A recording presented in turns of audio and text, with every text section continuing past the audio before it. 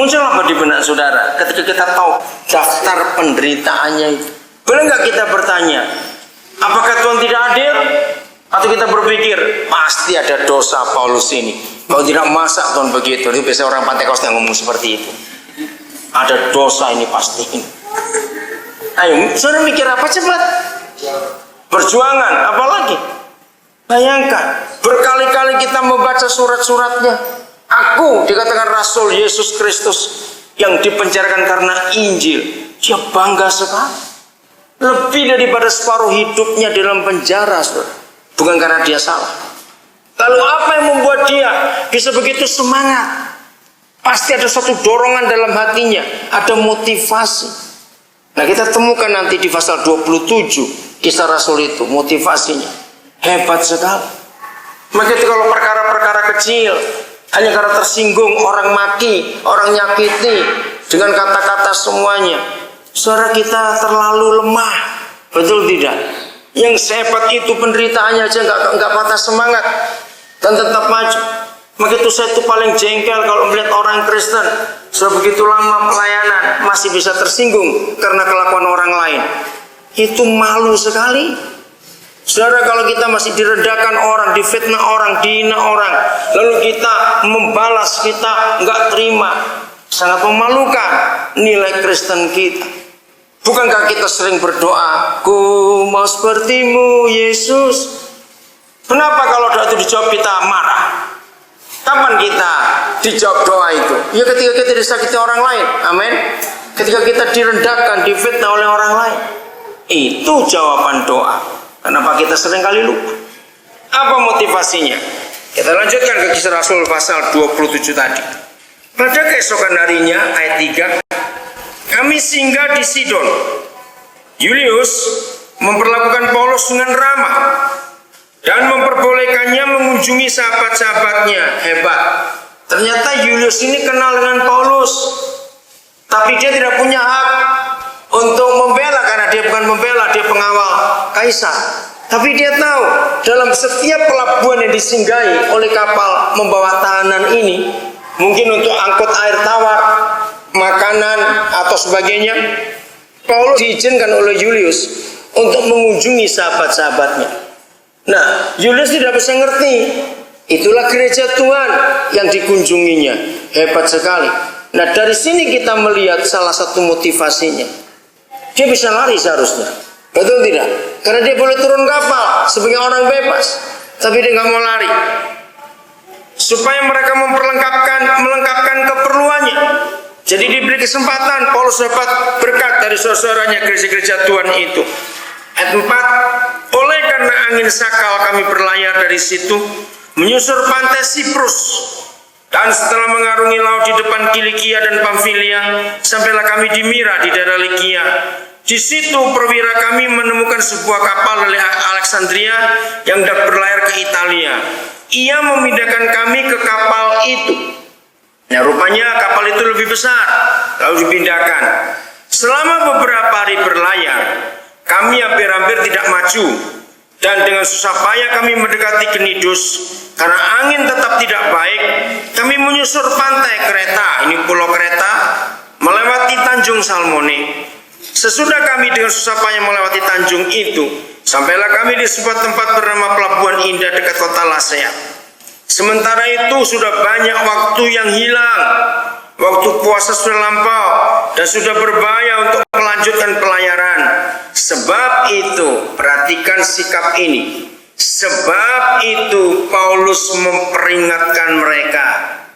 Saya mau tanya kepada saudara, cepat renungkan, apa fungsi Paulus kalau sampai dia memperingatkan mereka? Di dalam dua kapal itu ada dua kelompok orang. Satu jenderal dan nakoda. Berarti di kapal itu ada dua pemimpin, bukan? Satu nakoda, pemimpin kapal, kaptennya. Dua Julius, jenderal dari pasukan kaisar. Kelompok kedua adalah para tahanan, narapidana itu. Nah, kira-kira kalau saudara membaca ayat ini, siapa yang Paulus peringatkan? Coba jawab, siapa yang Paulus peringatkan kira-kira? Pasti pemimpin nakoda dengan Julius itu. Nah, ini yang luar biasa. Status Paulus itu apa? Tahanan.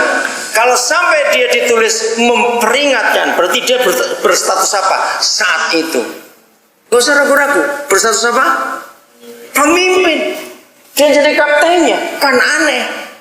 Bagaimana mungkin bisa terjadi? Ini belum apa-apa. Tapi sudah mulai.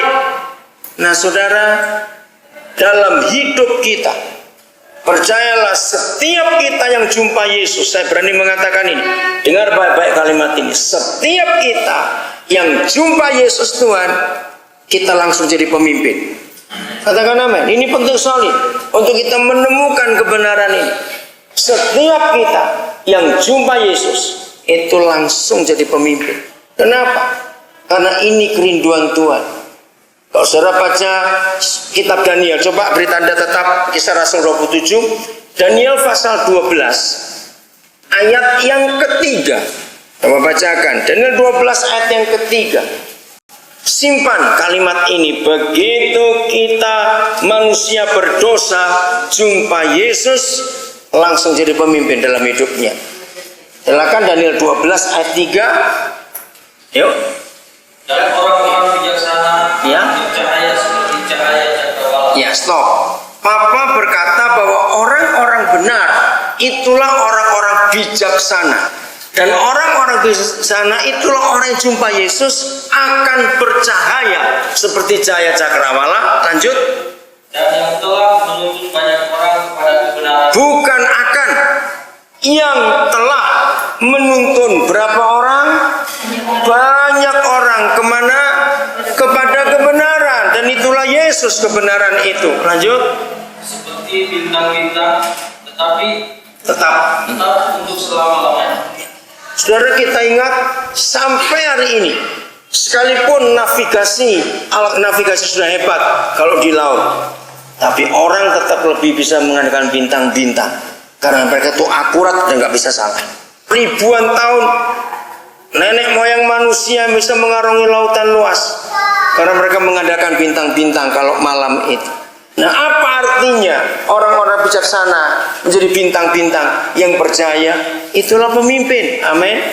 Semua kita adalah pemimpin. Saya kagum pada kebenaran ini.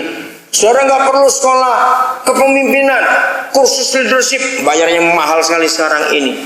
Hiduplah belajar dipimpin Roh Kudus, otomatis saudara jadi pemimpin sendiri. Asal mau taat pada pimpinan Roh Kudus, ikuti saja. Roh Kudus tidak pernah pilih status orang. Kalau ada orang gak lulus SD, tapi dia mau dipimpin oleh Roh Kudus, otomatis dia akan jadi pemimpin. Roh Kudus melatih setiap kita untuk jadi pemimpin. Baca satu ayat lagi supaya makin yakin. Yohanes 16 ayat 13. Bahwa Roh Kudus itu akan memimpin kita jadi pemimpin. Ingat ya, Daniel 12 ayat 3 tadi, betapa dahsyatnya orang-orang bijaksana adalah orang-orang benar akan memimpin banyak orang kepada kebenaran. Yohanes 16 ayat 13. Yang sudah dapat silakan baca. Tetapi apabila Ia datang, yaitu Roh kebenaran, Ia akan memimpin kamu ke dalam seluruh kebenaran. Nah, stop sampai sini. Apabila Ia datang, itu Roh kebenaran, itulah Roh Kudus. Dia akan bagaimana? Memimpin kita kemana? Dalam seluruh. Perhatikan kata seluruh itu penting. Doktrin gereja. Dengar ya. Doktrin gereja itu hanya satu keping dari ribuan keping permainan pasal. Ada tahu permainan pasal istilahnya? Nah, saudara, maka itu sangat berbahaya. Kalau kita orang Kristen, saya percaya pendeta nggak suka kalimat ini. Sangat berbahaya kalau orang Kristen bertahun-tahun hanya ke satu gereja saja. Sangat berbahaya. Kenapa? Karena masing-masing gereja punya doktrin sendiri. Dan semua doktrin itu adalah buatan manusia. Ide dari pendiri gereja itu. Jadi kita harus keliling supaya kita makin tahu kebenaran itu. Sebab begini prinsip Roh Kudus.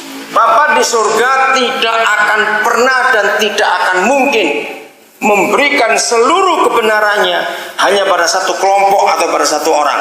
Amen. Betul tidak? Dia akan bagi kebenarannya. Maka itu begitu banyak ragam macam gereja. Tidak apa-apa kita belajar.